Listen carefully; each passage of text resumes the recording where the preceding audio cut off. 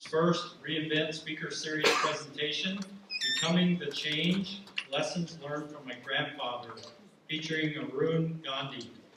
When the association announced that we would be hosting this event, a common question we heard is, what do realtors have to do with Gandhi? Well, that's a really good question.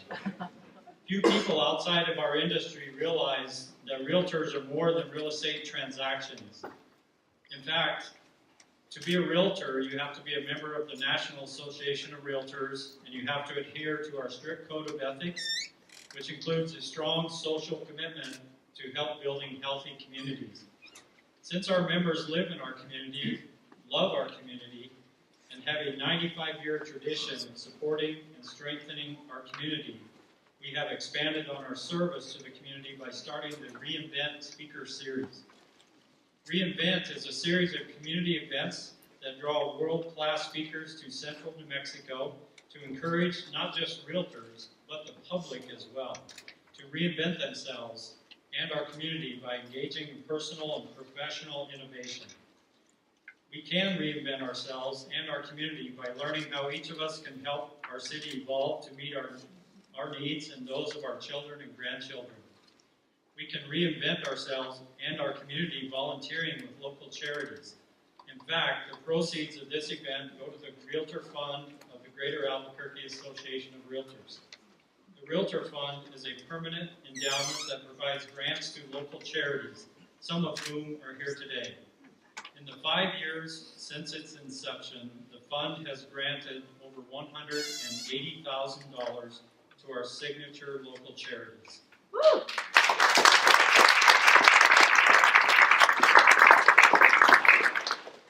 Tonight I'd like to ask the representative from our signature charities to please stand and be recognized. Jeff Begg with the APS Title I Homeless Project.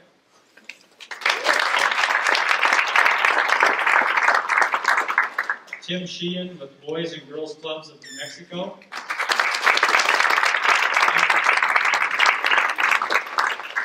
Shannon Eckert and Veronica Montano Pilch of the New Mexico Kids Matter.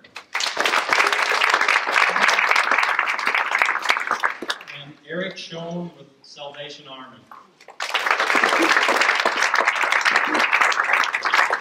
Thank you so much for your service to our community, and if anyone here is interested in making a difference, these folks can show you the way. So when we were looking for a perfect speaker to help us foster the positive change in our community and help get more people involved with supporting local charities like these signature charities, we immediately thought of Arun Gandhi. Few names in world history evoke powerful images of integrity, courage, social harmony, and hope as the name Gandhi does. Arun Gandhi was born in apartheid-era South Africa, when at the age of 12, he was sent by his parents to stay with his grandfather, the legendary spiritual leader Mahatma Gandhi, during a turbulent period in India's struggle for independence. Viewing firsthand the effects of his grandfather's national campaign for liberation through nonviolent means, Arun was set on a course for life. After leading successful projects for economic and social reform in India, Arun came to the United States in 1987 to complete research for a comparative study on racism in America. In 1991, Arun and his late wife Sunanda founded the M.K. Gandhi Institute for Nonviolence, headquartered at the University of Rochester in New York. The Institute's goal is to foster an understanding of nonviolence as taught by Arun's grandfather. Lately, Arun started the Gandhi Worldwide Education Institute to rescue impoverished children exploited by society and give them hope for a future. And he has also been inducted into the board of Legacy of Hope, Nelson Mandela's Children's Hospital in South Africa. Ladies and gentlemen, please join me in welcoming Arun Gandhi.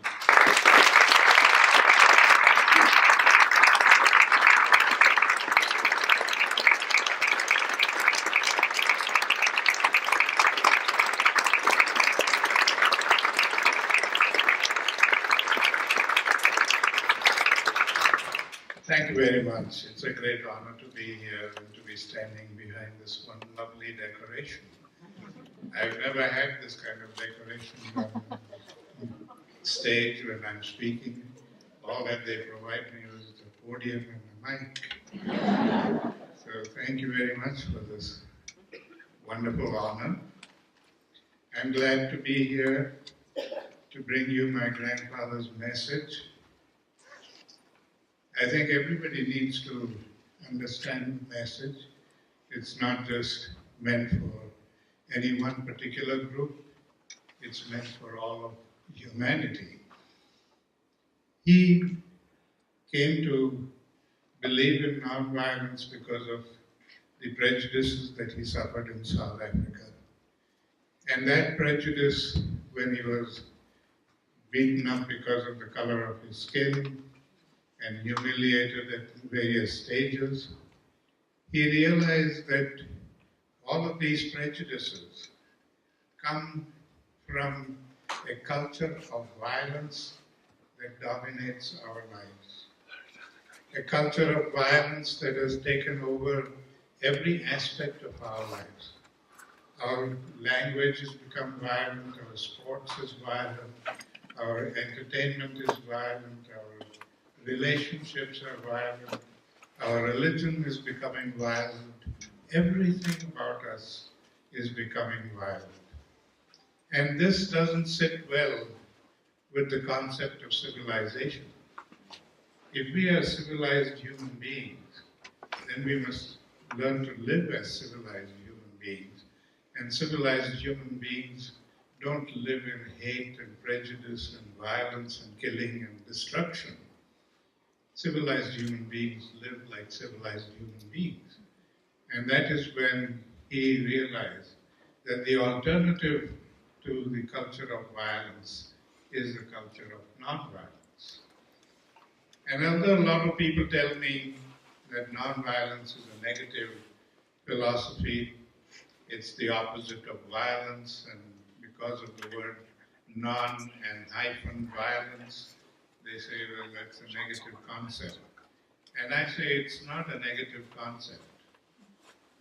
I say that nonviolence, to be able to practice nonviolence, we have to bring out all the goodness within us, all the love and respect and understanding and compassion, and all of these good attributes need to be dominant in our lives. But to practice violence, it's just the opposite. All the worst aspects in us dominate our lives. And so it is violence that is negative and non-violence that is positive and good for human beings. I learned these lessons from him as a young boy. He had a knack of teaching profound lessons through little episodes that happened during the day. And when I reflected on many of those lessons that I learned from him, I realized how important they were and how much a foundation of his philosophy these lessons were. I recall the first lesson that I learned from him was about understanding anger and being able to use that energy constructively. Like him, I also was humiliated in South Africa at a very early age. I was beaten up by whites because they thought I was too black, and then by blacks because they thought I was too white. And it filled me with rage. And I wanted eye for an eye justice. And it became such an obsession with me that I started going to the gymnasium and doing exercises and pumping iron so that I could be strong and I could fight back again. And that's when my parents took me to India and left me with grandfather for 2 years.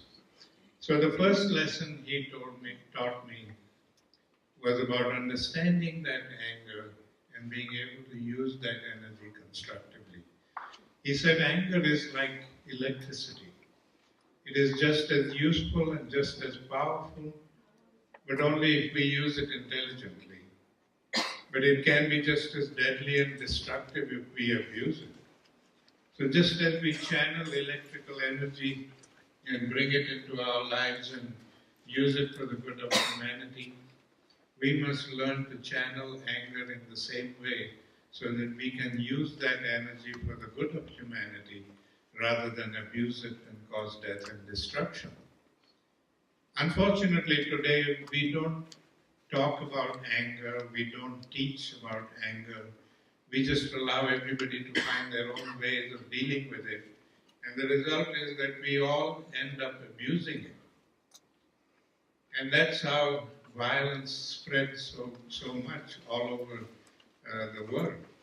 Experts today have said that more than 85% of the violence that we experience is generated by anger. We just get angry, we lose it, and we say things and we do things that sometimes changes the course of our lives completely.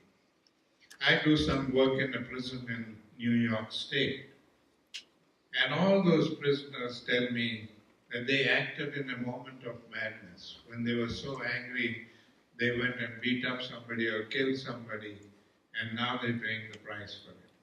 So that one moment of madness can destroy our life. And yet we don't have to act in that moment of madness. If we can learn to channel that energy. To be able to channel the energy, he told me to write an anger journal. He said every time you become angry, don't act on it, don't say anything or do anything that you're going to regret. But write it all down in your journal. But write the journal with the intention of finding a solution to the problem. And then commit yourself to finding a solution. Now that is very important. Because today a lot of people tell me they have been writing an anger journal for a long time, but it hasn't really helped them. Because every time they go back and read the journal, they're just reminded of the incident. And they get angry all over again. So we don't want the journal to be a reminder of the incident. We want the journal to help us find a solution to the problem. So it's important that we write the journal with the intention of finding a solution and committing ourselves to doing it. I did this for many years, and it helped me considerably in learning how to channel the energy of anger into constructive action. But to be able to do this also, and to stop us from acting in a moment of madness, there is something else that we have not been doing. We are very conscious about having a healthy body. And so we do all kinds of exercises and jogging and running and all of those things so that we have a healthy, strong body.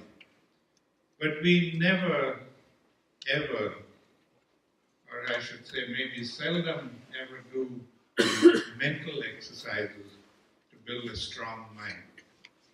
We just assume that because we go to schools and colleges and learn and fill our minds with knowledge, that is enough exercise for the mind. But that is not. The mind is like an old computer. And you fill that old computer with new technology, it's not going to work very well. You've got to have control over that mind. You find that at any given moment, because we don't have any control over our minds, at any given moment, our mind is filled with a dozen different thoughts racing through the mind at the same time. We can't stop them. They just come and we are thinking about so many different things, and to that extent we are distracted from what is happening at this moment. But if we learn to strengthen our minds, learn to get control over our minds, then we will find that we can focus our full energy on whatever we are doing at that moment and be more efficient in our output. To do this mental exercise, he advised me to sit in a quiet room for a few minutes every day and to hold in front of me a beautiful flower like this and to concentrate my attention on that flower for 1 full minute, put all of my attention on it, and then close my eyes and see for how long I can keep that image in my mind's eye. In the beginning, I found the moment I closed my eyes, the image vanished. But when I began to do this exercise regularly every day, I found that I could keep that image longer and longer in my mind's eye. And to that extent, my mind was coming under my control. And so I could focus full attention on what needs to be done at that moment. And that also helps us from not doing anything rash in a moment of madness. So it's very important that we learn to do these exercises so that we can stop abusing anger and channeling that energy constructively for the good of humanity. And after learning this profound lesson from grandfather, I was just 12 years old then, I decided to test grandfather and see whether he himself had learned the lesson or not.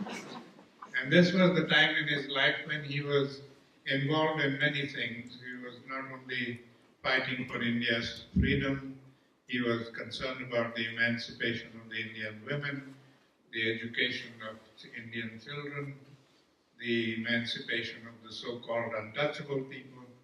All of these things were very important to him. And he had programs going on in all these different fields. And he needed money for these programs, and in those days he couldn't get a lot of funding because money was tight and controlled by the British. So he decided the easiest way for him to raise the money was to sell his autograph. And every morning and evening, when hundreds and sometimes thousands of people would assemble for his interfaith prayer services, many of them would seek his autograph.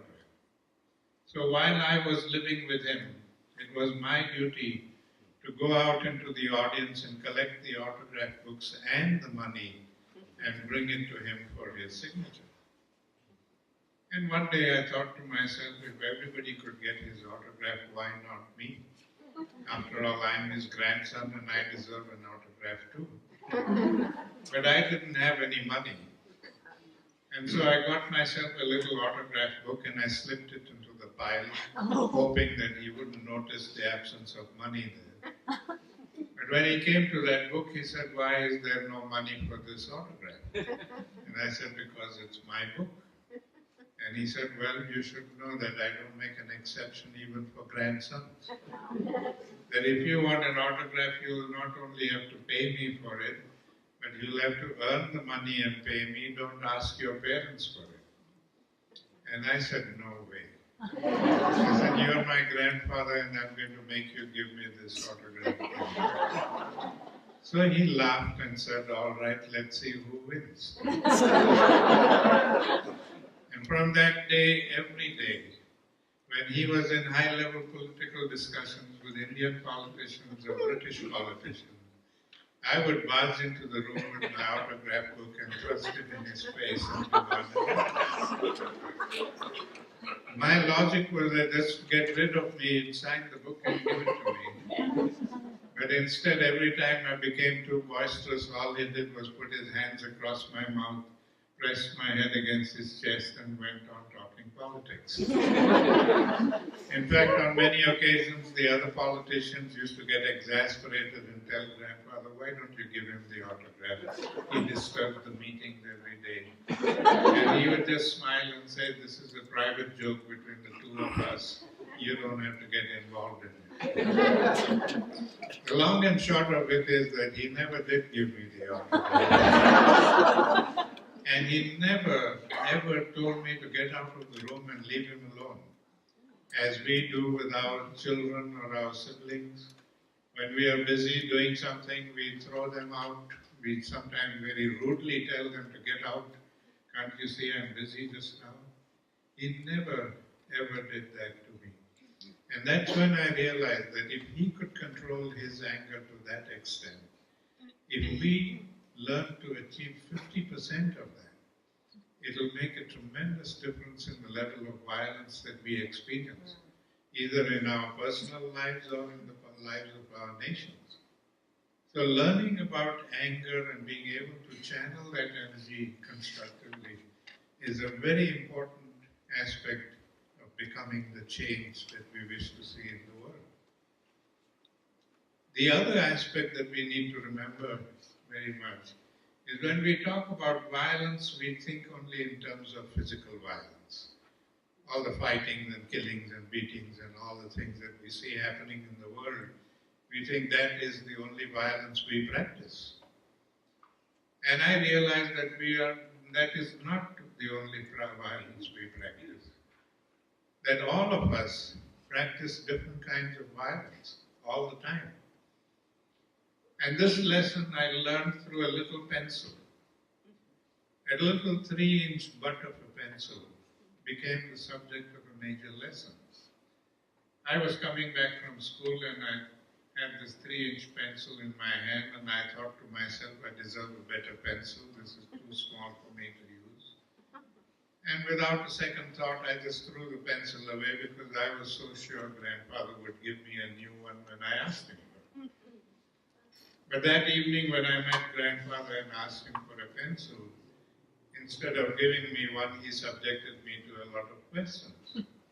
He wanted to know how the pencil became small and where did I throw it away and why did I throw it away and on. And I couldn't understand why he was making such a fuss over a little pencil until he told me to go out and look for it. And I said, you must be joking. He said, you don't expect me to look for a little pencil in the dark? He said, oh yes, I do. Here's a flashlight. He sent me out to look for this and I must have spent about 2 hours searching for it, and when I finally found it and brought it to him, he said, now I want you to sit here and learn 2 very important lessons.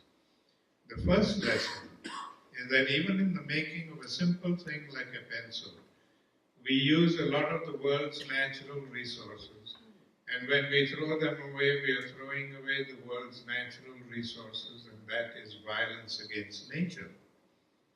And the second lesson is that because in an affluent society we can afford to buy all these things in bulk, we overconsume the resources of the world, and because we overconsume them, we are depriving people elsewhere of these resources and they have to live in poverty. And that is violence against humanity.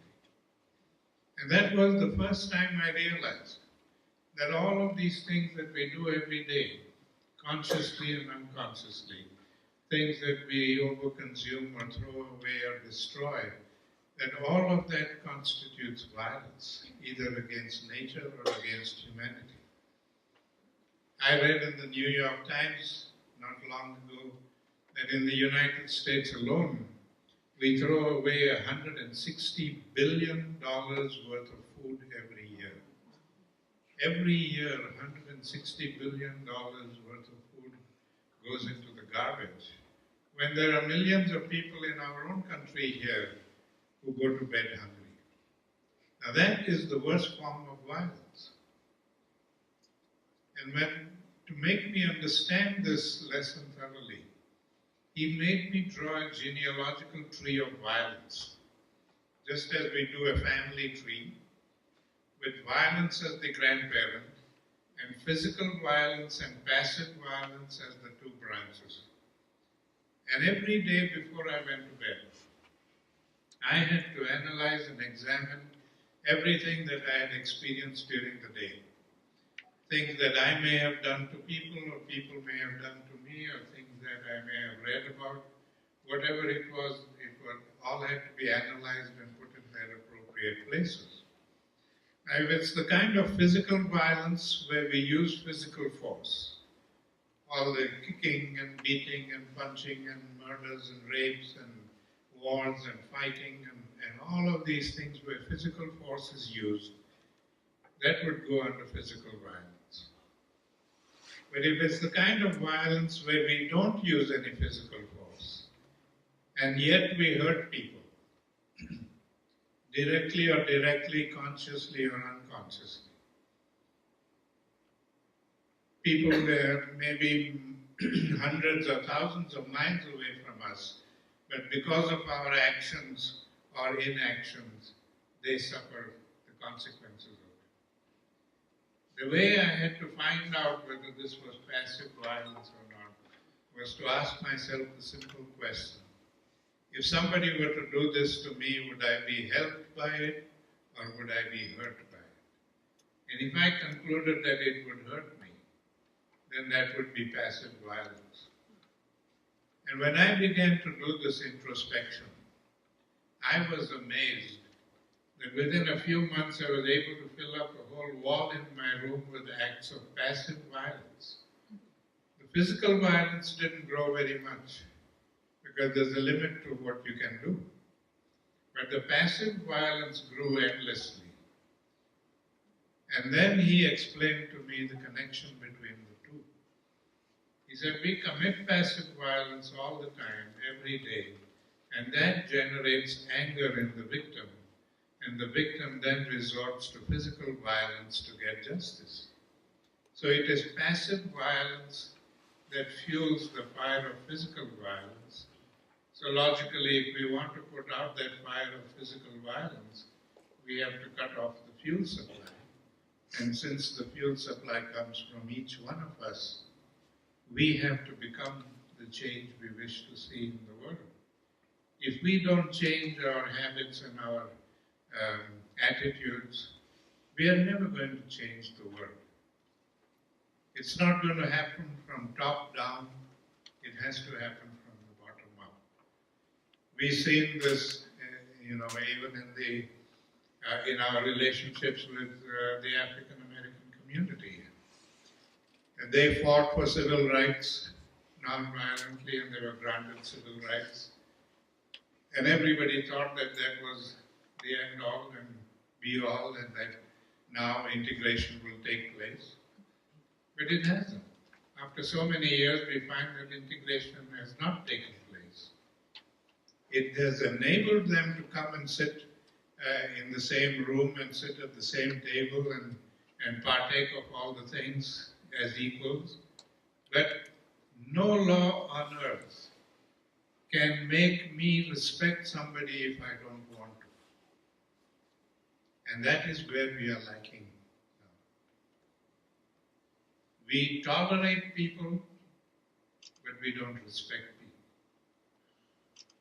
So we need to learn what relationships are. And that is also a part of the philosophy of nonviolence. Our relationships must be based on the four principles of respect, understanding, acceptance, and appreciation. We have to respect ourselves and respect each other and respect our connection with all of creation. Now that is very important, because a lot of people think that we are independent individuals and we can do whatever we like and it's nobody's business. We are not independent individuals. We are interdependent, interconnected, and interrelated, not only as individuals, as human beings, but with nature and all of creation. And it's when we respect that we will understand who we are and what we are and why are we here on earth. We are not here by accident. Each one of us is here to fulfill a purpose. And the purpose, the minimum purpose, is to enhance and enlighten the society in which we live. That our existence in this society must be meaningful and that people should benefit from it. And when we pass on, that people should feel that here was a person who lived a wonderful life. That is the least that we can do. But there's much more to it. And it's only when we come to that understanding that we will then accept each other as human beings and not identify people by the labels we have put upon ourselves. Excuse me. Today we have so many labels to identify people. We have gender labels, economic labels, race labels, national labels, you name it, and we have a label. And we identify people by those labels. And every time we put a label on a person, we are creating a wall between that person and ourselves. We're going to remove those labels and just begin to look at each other as human beings and respect each other as human beings. And it's only when we are able to achieve that that we will then be able to appreciate our own humanity. Those are the principles on which ideal relationships should be built between all of us. But because of the materialistic lifestyle that goes along with the culture of violence, we choose to be more selfish and self-centered, and we think about ourselves alone and not about the rest of society. We even tell our children they have to be successful in life, and success means material things. What kind of car do you run? What kind of home do you have? And what is your bank balance? That measures your success. And when we plant these seeds in the minds of children, we make them selfish.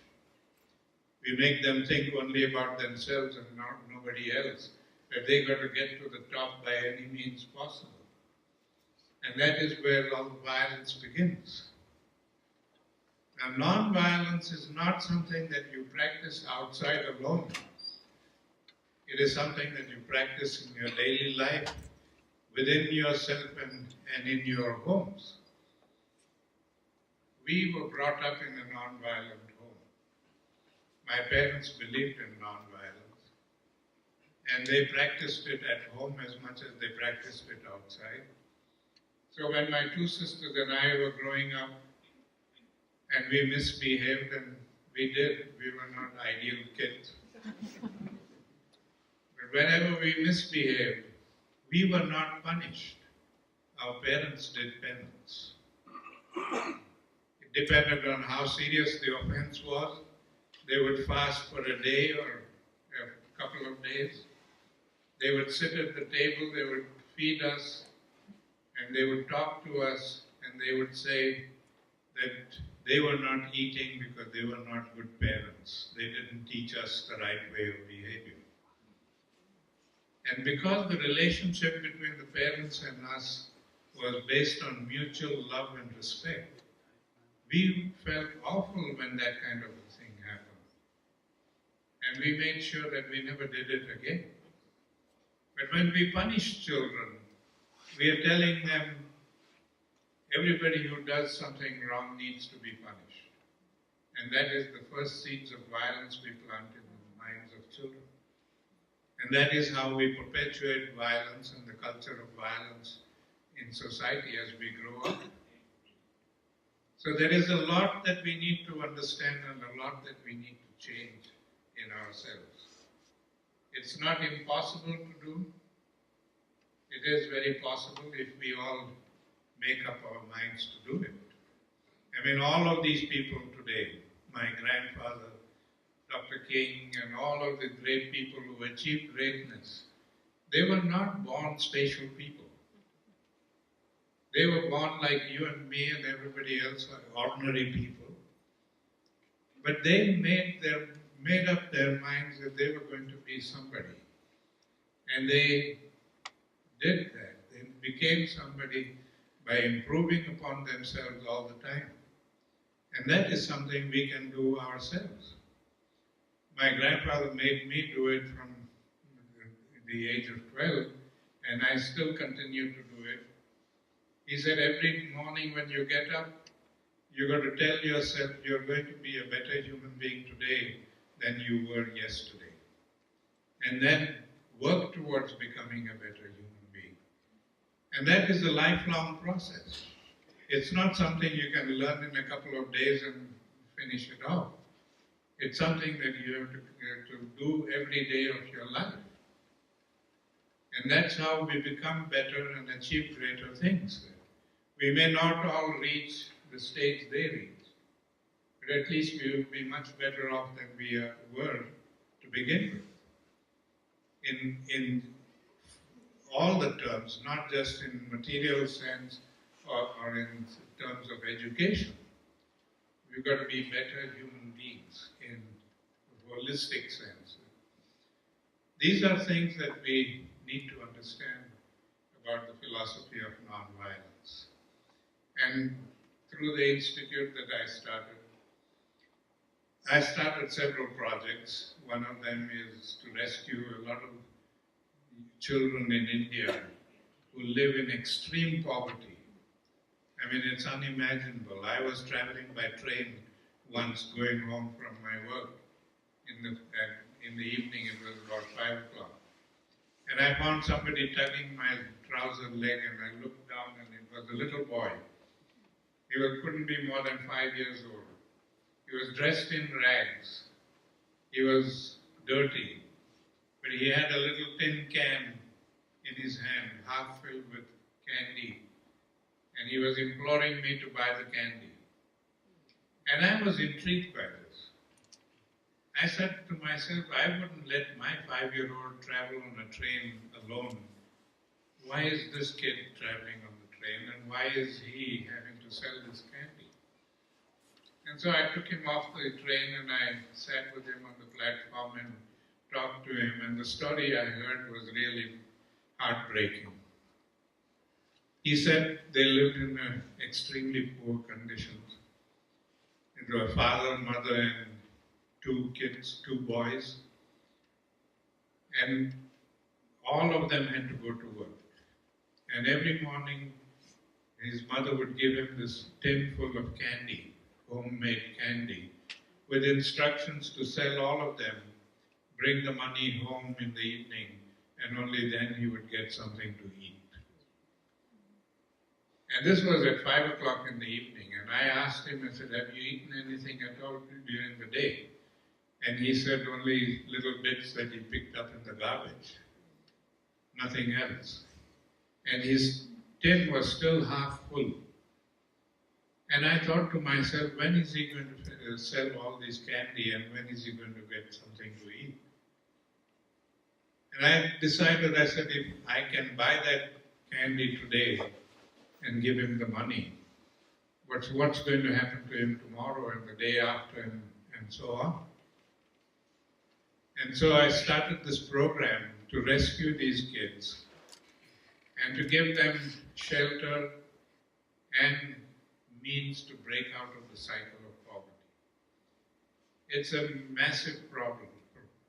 We have several scores of millions of children who are in dire straits in India. In spite of the economic growth there, we still have extensive poverty in India, which is hidden. Nobody talks about it. So I dedicated my books. One of them is here outside. Another is under print again. It's run out of copies. It's the biography of my grandmother. But all the money that I get from the sale of these books go to help these children. Right now we have 1,000 kids that we are taking care of. But there are many, many millions more who need to be taken care of. So if you have the inclination, you can buy the book and support a very good cause. I would also like to see all of you someday on my tours. I take a Gandhi Legacy Tour, which is also a part of the institute that I started. Gandhi Legacy Tour of India and a Gandhi Legacy Tour of South Africa. The one in South Africa begins on the 1st of June and ends on the 14th. The one in India begins on the 29th of December and ends on January 14th. And the purpose of these tours is to see how individual people have used grandfather's philosophy of nonviolence to make a difference in their communities and society. Little acts of kindness. Things are such unimaginable things. One of them that I would like to share with you is called Barefoot College.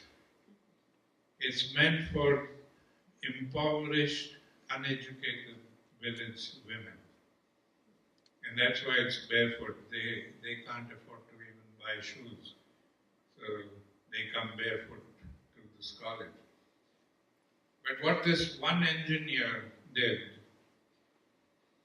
he started this college to teach these women how to build solar panels and how to install these panels, how to do everything from installing the panels, making them, getting the wirings, wiring the homes, putting in the sockets, everything from A to Z. They learn all of these things. They're totally uneducated. They don't know how to read or write, but they learn this, and they've electrified more than 300 villages in India through solar energy. This program came to the notice of the United Nations, and the United Nations asked him if he would consider taking in some African women and training them. And so he selected 10 of the poorest African nations and invited them to send their poor, uneducated women. He only trains women, and they have to be poor, they have to be uneducated. And so it's very fascinating to see how the poor, uneducated Indian women are teaching the poor, uneducated African women without a common language. Neither of them can speak their language, and so everything is done through sign language and color coding.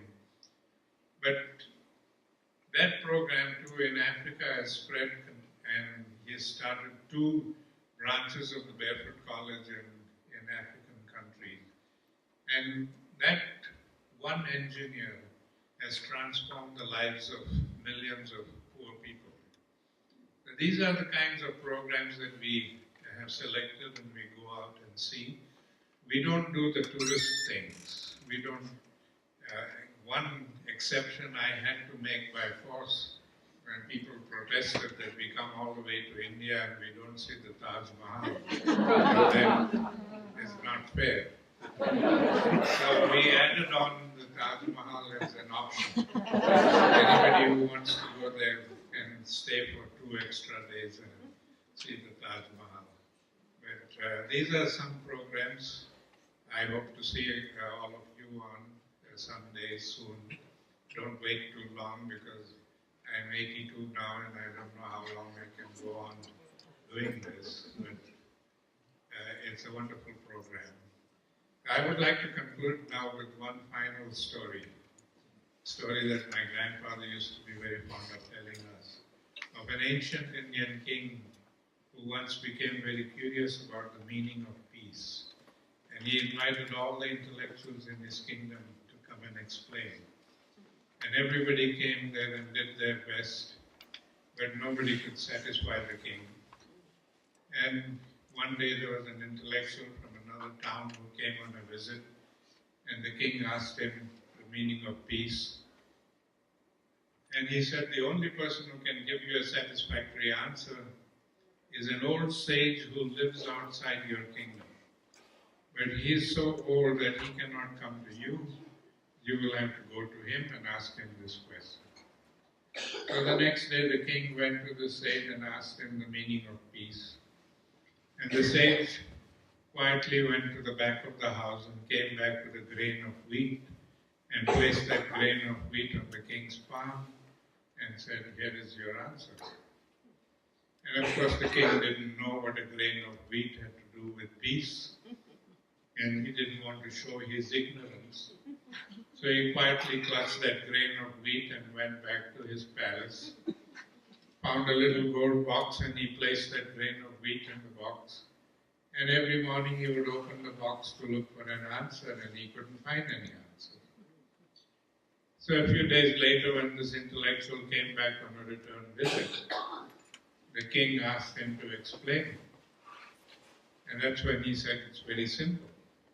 He said, as long as you keep this grain of wheat in this box, nothing is going to happen. It will eventually rot and perish, and that will be the end of the story. But if you had allowed this grain of wheat to interact with all the elements, if you had planted this outside in the soil, it would sprout and grow, and very soon you could have a whole field of wheat. And that is the meaning of peace. That if somebody has found peace, and if they keep it locked up in their hearts, it will perish with them. But if they let it interact with all the elements, it would spread and grow, and very soon we could have a whole world of peacemakers. So I have come here this evening to give you the grain of wheat that I got from my grandfather. And I hope that you won't let it rot and perish, but let it interact with all the elements so that all of us together can transform this world and make it a better place for future generations. Thank you.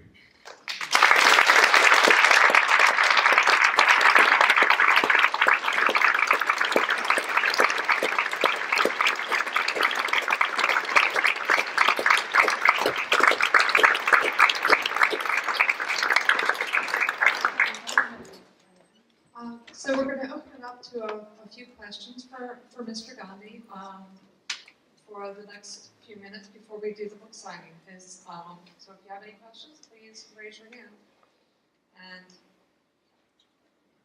anybody? Awesome.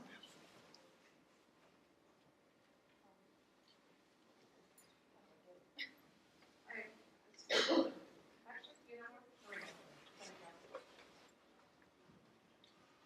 Thank you very much for your words. I was intrigued by the anger journal, and my question is, if I were to keep an anger journal with the purpose of finding a solution to the anger, where would you suggest that I start looking? Where would you Start looking for an answer to the anger, or a solution to the anger. Well, you have to look within yourself, find out what caused the anger and why you reacted the way you did, and what could be different in that. Ask yourself, and you have to answer them honestly to reach an honest solution.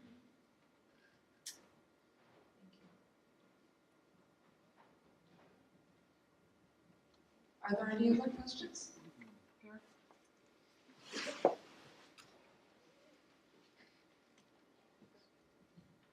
Nonviolence is such a radical idea when your grandfather practiced it. Could you give us some glimpses that you might have into what influenced him to really go down this path? What were the influences in his life that made him choose that path? Well, I don't think there was any one person who influenced him. There were many influences in his life that I think led him towards that. For instance, his mother was a very pious woman. She prayed a lot and she took vows, and in the Indian concept, taking a vow was a very important thing, and it couldn't be anything. One particular vow that used to trouble my grandfather very much when he was a little boy was that she would decide that she was not going to eat until she saw the sun. Now, ordinarily we would say, well, what's so great about it? You see the sun every day. But she took this vow during the monsoon season. And during the monsoon season, sometimes for days together, the sun wasn't visible at all. So she wouldn't eat, but she would do all her chores. She would cook and feed everybody and smile and do it without being grumpy. And so that kind of thing really influenced him. And it was not just his mother, but everybody around him. His father also was a very kind-hearted person and always was very kind to everybody. So it was all these little influences that I think eventually molded him. And when he suffered the prejudices in South Africa, he realized that this is how violence gets not only perpetuated but escalates. You react to that person's attitude, and then it just keeps growing and nobody really benefits from it.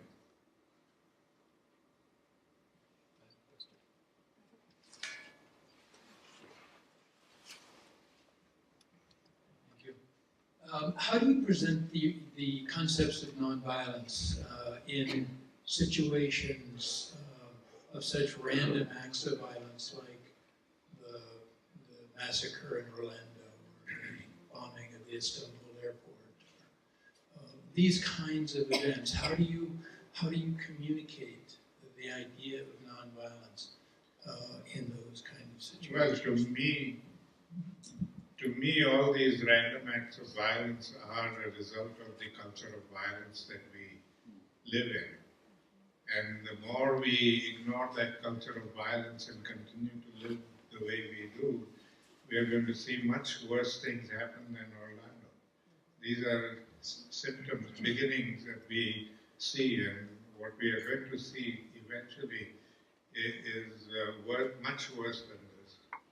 So this is a wake-up call for all of us, that the only way we can put an end to all this kind of violence is by changing ourselves from the culture of violence to a culture of non-violence. And that means building good relationships, learning how to be, using your anger positively. All of these things are included in it.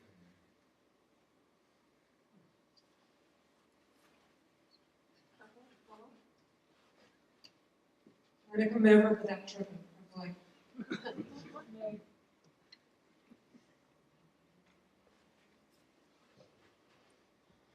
Good evening. It's an honor to hear you speak today. My question is, you've given us all a grain of wheat.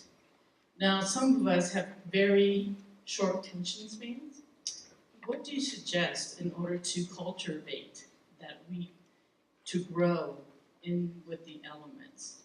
And also, my other question is, how do you find out about your tours that you were talking about? Did you say attention span? Yes. Well, that's a personal problem, and we have to tackle it at the personal level. If you know that you have a short attention span, then you have to do something to control your mind and get your mind to focus on things and not let it waver. That is what I said about being able to control our mind and being strengthening the mind. But if you want to know more about the tour, it's GandhiTours.org website. You can go on that and learn more.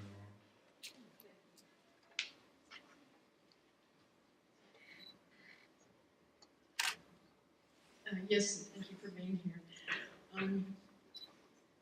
My question is about judgment. How can we, as a world, stop judging each other? We shouldn't judge each other. We should judge ourselves and try to improve ourselves, and people will learn from us and improve themselves. When we begin to judge other people and we are not strong enough ourselves, we are not doing the right thing.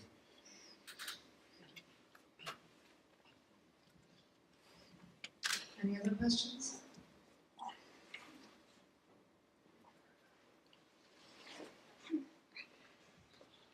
Could you reiterate the 4 elements that began with respect and ended with appreciation? Respect, understanding, acceptance, and appreciation.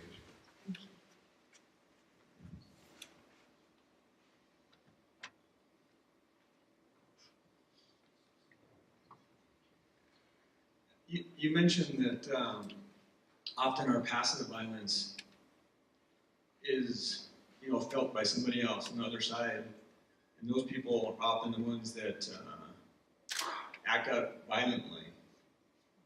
And so, if they act out violently, they're often the ones that are incarcerated. And we as a society look at those people as the bad people. And to me, that strikes me as being quite a hypocrisy situation. Does that make sense to you? I mean, how should we look at the people who are acting out violently in society? Well, we have to go to the roots of why they are acting up as violent people. A lot of the times it's because of the circumstances they have to live in.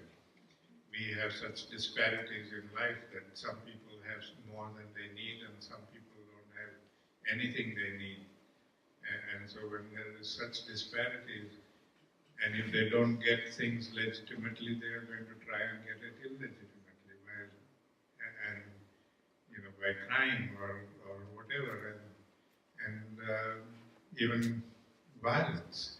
So all this terrorism and crime and violence that we see in society, it's not just random acts. The politicians today make us believe that we can divide people between good people and bad people and eliminate all the bad people, and we'll be living with good people. But each one of us, depending on the circumstances we have to face, are capable of doing good things and bad things. So what are we going to do? Eliminate all of humanity? So that whole idea of dividing people into good and bad is wrong. People do bad things because of the circumstances they have to face. And if the rest of society doesn't help them realize those circumstances or change those circumstances, then we are going to see more violence. Mr. Gandhi. Over here. Yeah. Question. Do you think your grandfather got to the point where he didn't feel anger, or did he just get so good at controlling his anger and utilizing the energy? No, he learned how to control it and use it effectively. We can't have a situation where we don't get angry at all. Anger is a good thing. We shouldn't suppress it. We shouldn't ignore it. It's a very good emotion. What we need to learn is how to use it effectively and constructively instead of abusing it.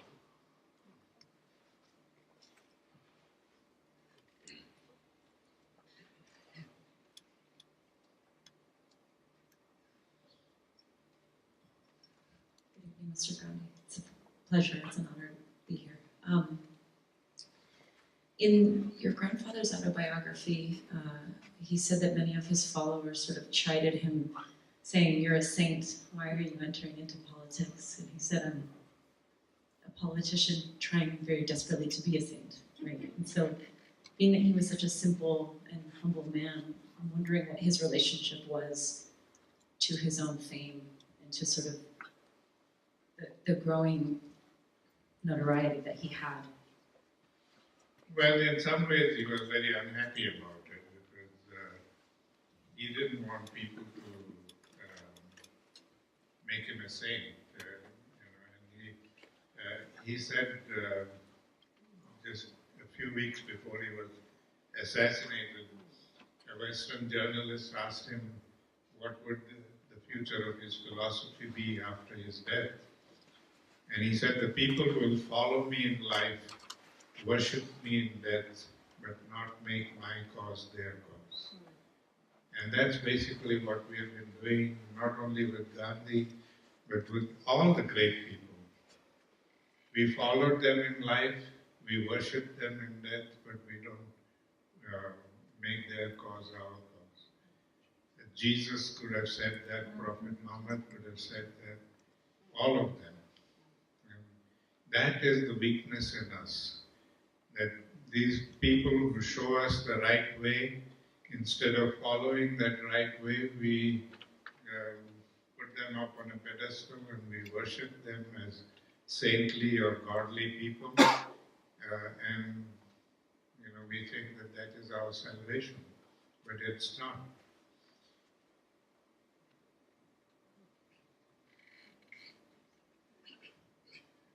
Hello, Mr. Gandhi, and thank you very much for being here and talking with us. I would like to ask a question about your grandfather's background as a lawyer, as an attorney, we call it in this country. I know they have solicitor and barrister names in the British system. But that was an important part of his start, of his formation. And having dipped my hand in that for a while myself, I'm very aware not only of the problem resolution aspects of the practice of law, but of the violence in the practice of law. And I'm curious as to what role his experience, not just in the study of law, but in the practice of law, what role you think that played in your grandfather's development to become the person that he was in his mature life? Well, he was very disappointed with the practice of law, and he realized that there was a lot of violence involved in that, and very, one had to be very aggressive and domineering and all that, and he didn't like that, so he changed the practice, and he started working with both the sides and bringing about amicable solution to many of the problems without having to go to courts. So he did more of what we would call the conflict resolution work, helping both sides. Any other questions?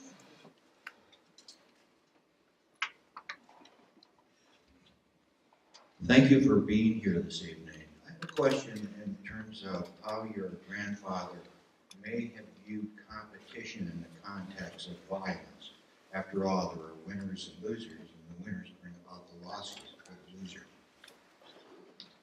Well, he believed that some competition without creating that kind of winning and losing attitude, some competition can be enjoyed and indulged in, but we should see that we don't take it to the extent of demeaning the opponent or looking at the opponent as an opponent or as an enemy, treating that person also as a human being and just challenging each other to do their best is what competition in his idea of competition was. Any other questions?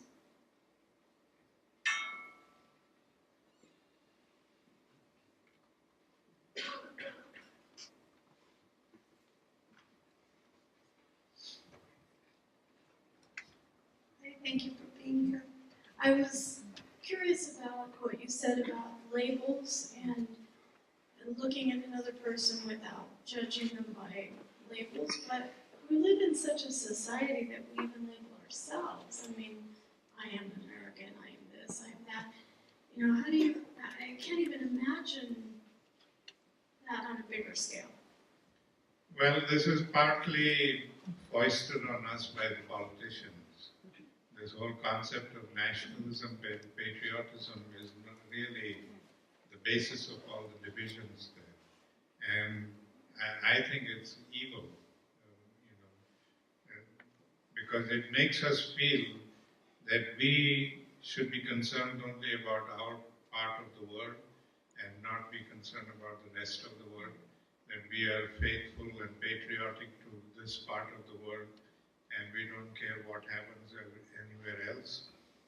Well, that kind of policy is very short-sighted, because if the rest of the world is going down the drain, we are going to go down with them.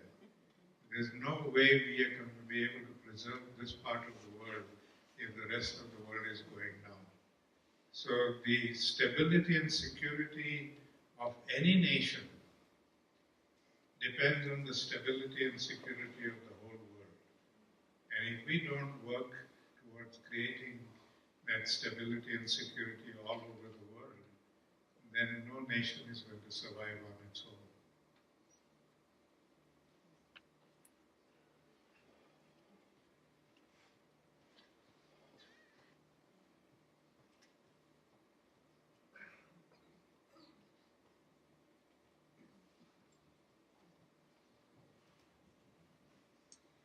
My grandfather was one of my favorite people on earth, and I imagine 14 is a very impressionable age. What are your personal memories about the time when your grandfather died, and how have those ideas about that time changed over your life?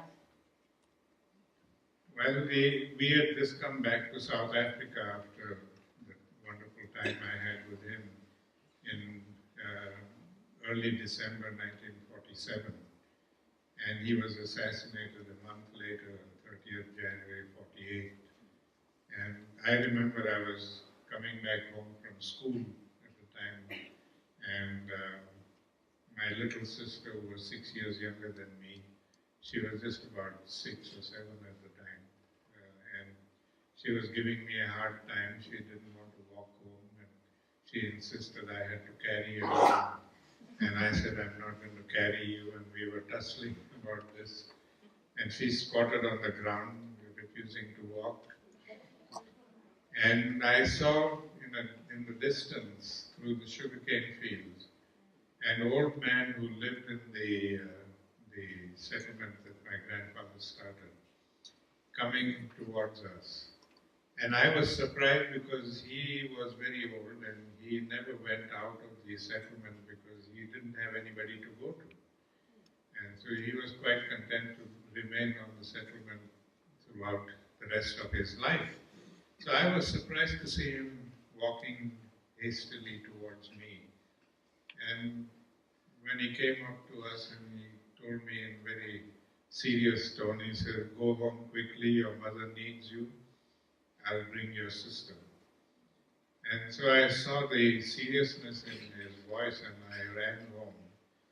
And of course the phone was ringing off the hook and Mom was crying and speaking on the phone, and then between calls she told me what had happened.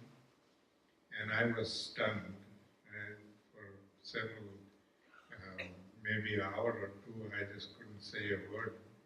I was so shocked and stunned by this.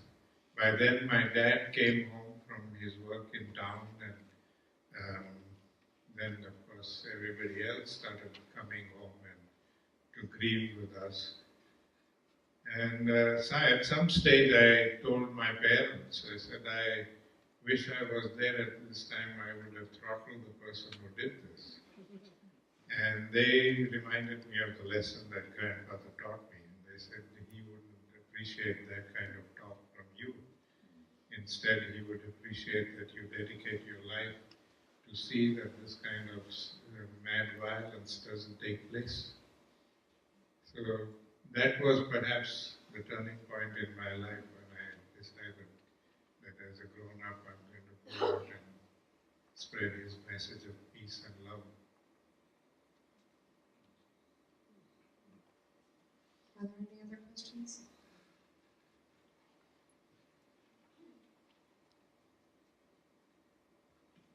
I worked for many years in the corrections department in New Mexico, and one of the most common things I heard from prisoners was that they were disrespected. And I wondered if you could elaborate a little on the idea of respect and what that means. It has so many connotations. Well, I think because of this culture of violence that I keep talking about, we have learned to dehumanize people. When somebody does something wrong, we dehumanize them. So we don't look at them as human beings, but they become prisoners. And as prisoners, they don't deserve any respect or any consideration at all. So they need to be punished, which is another wrong thing that we do. Because punishing doesn't help them in any way, it only makes them hardened convicts. So, justice should not mean revenge. Justice should mean reformation. Today we provide these people in the prisons with two wonderful things. A wonderful gymnasium and a wonderful law library. They spend half the day in the gymnasium pumping iron and the other half day in the law library looking for loopholes that they can exploit when they come out. So they come out of prisons as stronger criminals instead of stronger human beings. But if the prisons were places where we reformed them and changed them and educate them, then they would come out as useful, stronger human beings and be able to fit into society, which is what I'm trying to do in the prison that I'm working in New York. And I recently started a dialogue between a group of prisoners and a group of outsiders. And we sit for the whole day and talk to each other. And there's a lot of respect we show. And I had to tell the people that they are not prisoners, they are human beings. They've done something wrong, so we need to treat them with respect. And so when the first time we had this dialogue, and when the outsider was introduced, he went and shook hands with the prisoner. And the prisoner had tears in his eyes. He said, nobody has shaken my hand in all these years. You're the first person to treat me with this respect. And it shows how dehumanized we become and make them. And so, we have to work on all of these aspects and stop dehumanizing people. Hello, Mr. Gandhi. Thank you for coming and thank you for your time. I wanted to ask a question that involves understanding people. And do you believe that understanding people comes through nonviolence and the lack of understanding promotes violence? Understanding people comes from what? Comes from nonviolence. So simply having the time to communicate and not be violent people. And violence comes from a lack of understanding. Well, violence doesn't always come from lack of understanding. Violence comes from situations that people are unable to cope with and deal with. And so we need to understand, and instead of focusing on the person and dehumanizing the person and punishing that person, we need to focus more on the problem that made that person violent or made him into a criminal or whatever, and see how best we can address that problem and eliminate that problem so that other people are not affected by it. But we don't do that. We ignore the problem and we focus more on the person, and we think that locking up the person or even eliminating that person will take care of the problem, and we see the problem still continues to fester.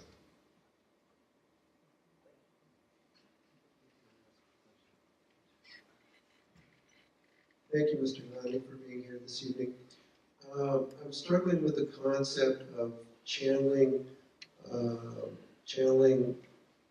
anger in a positive direction. And I'm thinking, well, if I become angry, I can go to the gym and I can work out, but that's only benefiting me. Can you give me some guidance on how to? Well, that's what I said. We ignore violence, or we try to get it out of our system, and that doesn't really help. So we have to focus more on what is the problem, what caused the problem of anger, and how best can we resolve that issue. Going to the gym and working out and getting it out, and I've heard even psychologists say that you go and punch pillows or go and yell at nature. None of this helps because you're ignoring the problem. And eventually you're going to get fed up of getting it out of your system, and you're going to face that because the problem keeps festering there. So we have to learn to address the problem. What was it that caused the anger? And how best can we resolve that issue so that everybody is satisfied? Thank you. Any other questions?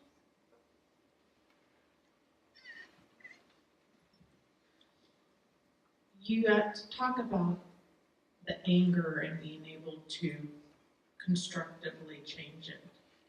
Now, when somebody does something wrong, they're angry, use it destructively and then feel guilt and then can't get over that guilt.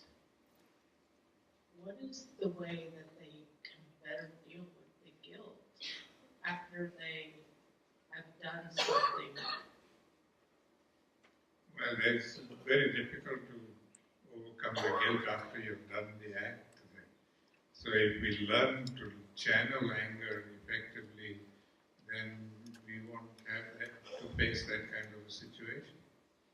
So, it's very important that we learn this and we teach this to our children from the time. I'm one of those who believes that anger lessons must be taught to children right from the elementary school all the way up to even university level. And it should be taught very seriously, not just offhand, because it is a very important emotion and we need to learn how to use that emotion constructively and intelligently. Anybody else?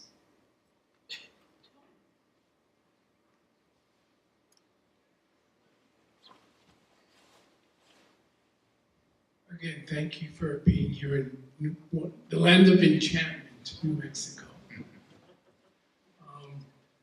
You had mentioned one of the mental exercises that you learned as a youngster, where you were sitting in front of a flower. And so what other mental exercises can you share with us in terms of dealing with our own inner angers and transforming that? I think that is the most effective one that I've come across. I haven't come across any others yet. But it doesn't mean that there are no other exercises. But if you don't want to look at a flower, you can look at a photograph or whatever it is. But the idea is that you got to learn to concentrate and keep that image in your mind's eye. That's the only way you can do it. So whatever you look at, try to look at it with that kind of, keeping that image.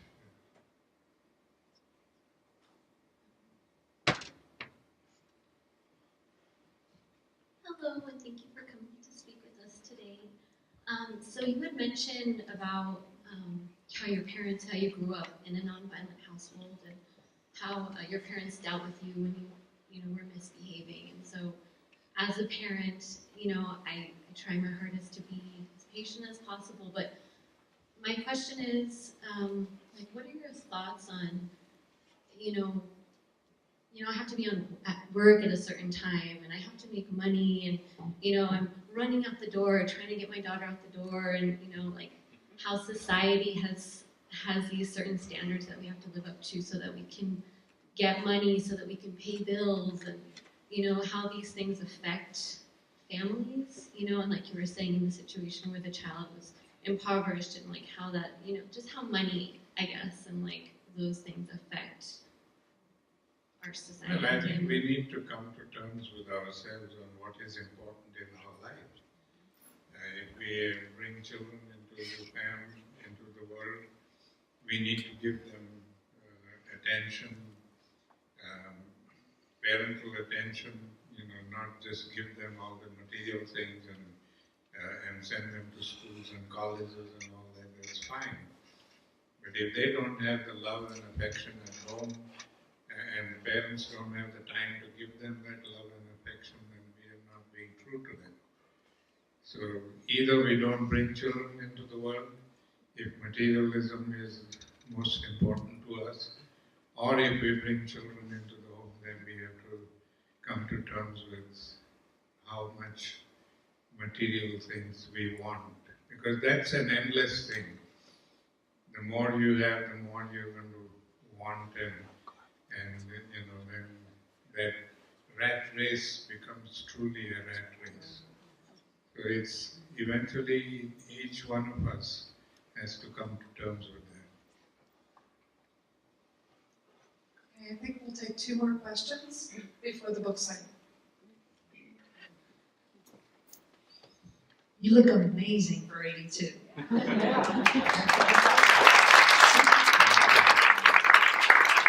Is anyone else in your family passionate like you are to carry this on?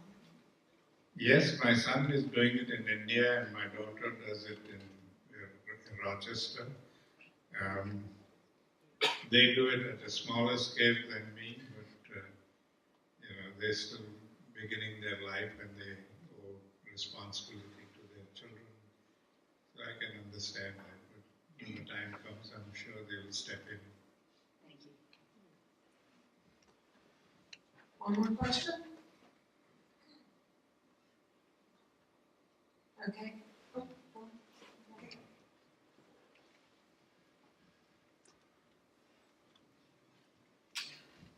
There's a lot of strife, in the world right now. And so there's a lot of world leaders that are really confused, especially in Europe. What words would you say to those leaders? And what words would your grandfather say to them to help them help us as citizens of the world? My grandfather always told the leaders that they should not be crazy after power. They should see what the needs of the people. The people should be more important than power. But unfortunately, the politics that we play today is more about the power game, and people don't matter. And unfortunately, that is not only restricted to political issues, but in everyday life, even in businesses. People don't matter so much, profits matter. And that is where we are creating bad blood between people. And so it's, I think, politicians need to remember, and of course we also need to remember that when we lead, the leaders will follow. So we need to take that leadership. Unfortunately, we think that democracy means just going out and voting once in 4 years, or not even voting sometimes, and let the politicians do whatever they like. And then we pay the price for it. But we have to be alert, we have to make them realize that we matter and we are not going to let them just walk all over us. And we have to be more conscious of all of these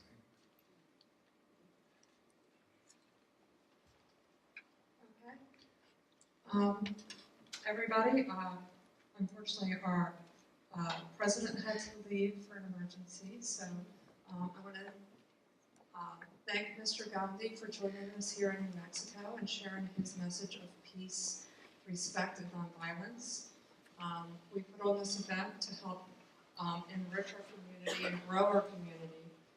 As realtors, as the Realtor Association, this is something that they do all the time. Is they help their neighbors, they help their friends, and they reach out. And we thank you for joining us to help us share that message. We are going to take a couple-minute break, give Mr. Gandhi a break, and then there's going to be a book signing in the refreshment area, and there's still food left, so please help yourself. His books are available directly out of the doors, and hopefully you support his very worthy cause by purchasing one of his books. Thank you.